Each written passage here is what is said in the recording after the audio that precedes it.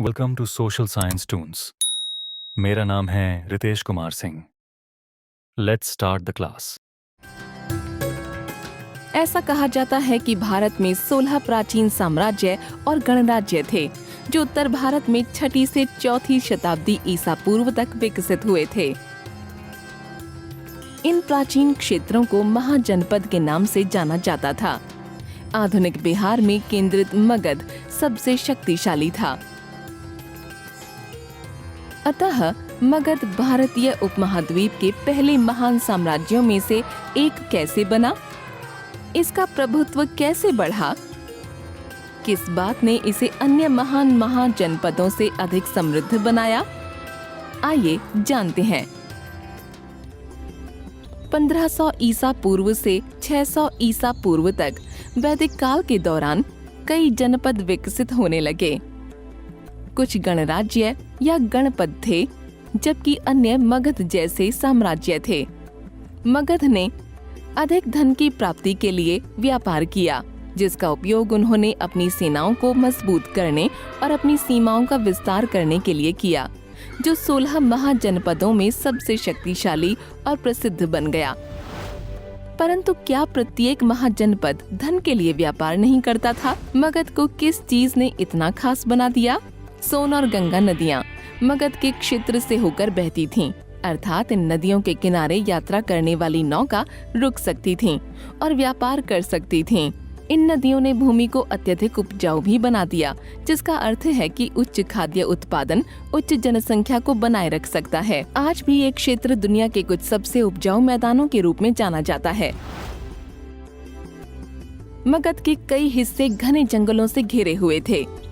इसका अर्थ ये है कि उनके पास घर, रथ और गाड़ियां बनाने के लिए पर्याप्त लकड़ी थी। लेकिन घने जंगलों के अंदर अन्य बहुमूल्य संसाधन भी छुपे हुए थे। ये जंगल हाथियों के घर थे, जिन्हें पकड़कर राजा की सेना में लड़ने और सामग्री परिवहन के लिए प्रशिक्षित किया जाता था।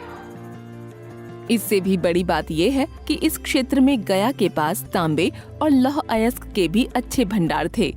इनका खनन मजबूत कृषि औजार और युद्ध के लिए हथियार बनाने के लिए किया जाता था। मगध को उसके प्रभुत्व में समर्थन देने वाली भौगोलिक विशेषताओं के अलावा क्षेत्र में राजनीतिक गतिविधियों ने भी एक महत्वपूर्ण भूमिका निभाई। मगध का नेतृत्व भारत के कुछ सबसे शक्तिशाली शासकों जैसे बिंबिसार और उसके पुत्र अजातशत्रु ने किया था। अजातशत्रु के शासनकाल में काशी और वज्जी महाजनपदों को मगध में शामिल कर लिया गया, जिससे मगध गंगा घाटी में सबसे शक्तिशाली क्षेत्रीय शक्ति बन गया। महापद्मनंद मगध का एक अन्य महत्वपूर्ण शासक था। अपने शासनकाल में उन्होंने इस क्षेत्र को और भी अधिक विस्तारित किया।